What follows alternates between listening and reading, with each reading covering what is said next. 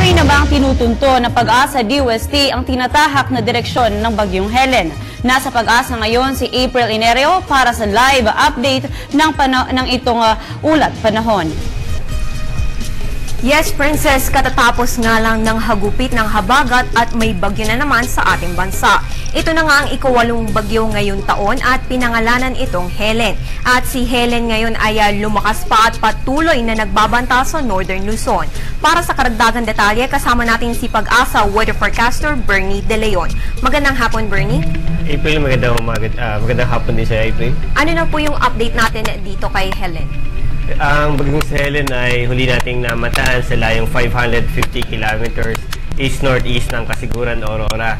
Ito ay nagtataglay na ng pinakamalakas na hangin na 65 kilometers per hour malapit sa gitna at may pabugso ng hangin na umabot sa 80 kilometers per hour. Ito ay kumikilos sa bilis na 13 kilometers per hour sa direksyon na west-northwest. At Bernie, saan na ba yung signal warning number 1 natin ngayon? Sa ngayon, nakataas na yung Public Storm Warning Signal number 1 sa mga probinsya po ng Isabela, Kalinga, Apayao, Cagayan, kasama na ang Babuyan and Kalayang Group of Islands at maging dito sa Batanes Group of Islands. Okay, meron ba itong pagkakataon na mag-landfall siya sa ating bansa? Sa ngayon, yung track natin ay lalapit nga ito dito sa may extreme northern Luzon.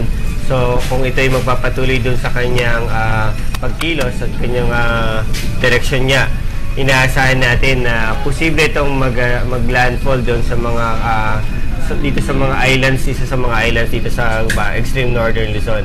Okay, Bernie, gaano kataas yung posibilidad na sindami ng pag-ulan ni habagat last week yung dadala nito ni Helen ngayon? Sa ngayon kasi nakikita natin na mamayang gabi at lalong-lalo na pagdating ng Tuesday, inaasahan natin yun ang kasagsagan talaga ng habagat natin o southwest monsoon. Dahil nga sa pagkilos, sa patuloy na pagkilos nga itong bagyong Helen, na inaasahan natin na siya yung mag-enhance o magpapaibayo nga doon sa hanging habagat at siya namang magbibigay ng mga pag-ulan. Malalakas na pag-ulan dito sa kanlurang bahagi ng Luzon, kasama na nga dito sa Metro Manila. At sa ngayon kasi, kung mapapansin nyo, medyo mas malapit itong bagyong si Helen, bagamat medyo may kahinaan to, posible pa rin ito magbigay talaga ng malalakas na pag-ulan dito sa kanlurang bahagi. Dahil nga yung mga nakaraang linggo talaga April, ito yung kung saan enhanced din yung ating habagat na nagbigay nga ng mga malalakas na pag-ulan dahil ngayon sa bagyong nasa labas ng Philippine Area of Responsibility. And considering na itong si bagyong Helen ay medyo mas malapit siya dito sa northeastern of Luzon, na siyang ito yung medyo mas malaki yung chance na humatak o magpaibayo nga ng habagat natin. Kailan kaya natin naaasahan na lalabas ng ating par itong si Helen?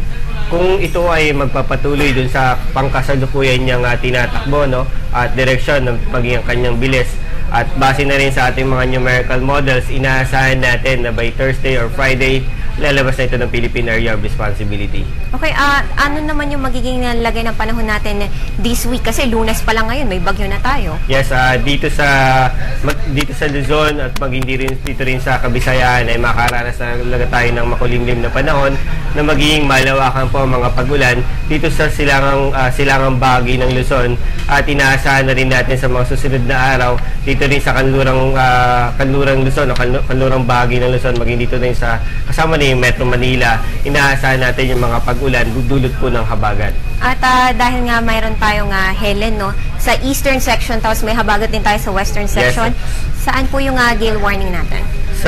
So dahil dun sa nabanggit mo, halos sa buong Luzon makakaranas po tayo ng mga pag-ulan, at dun sa silangang bahagi nga ng Luzon makakaranas tayo dyan ng mga pagbugso ng hangin.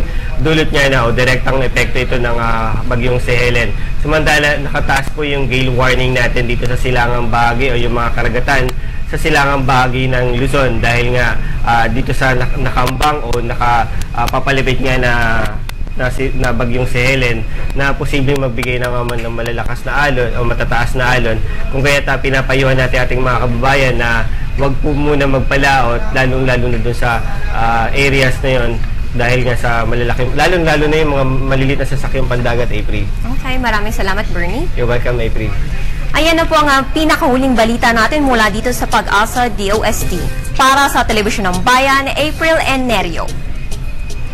Maraming Maraming salamat, April.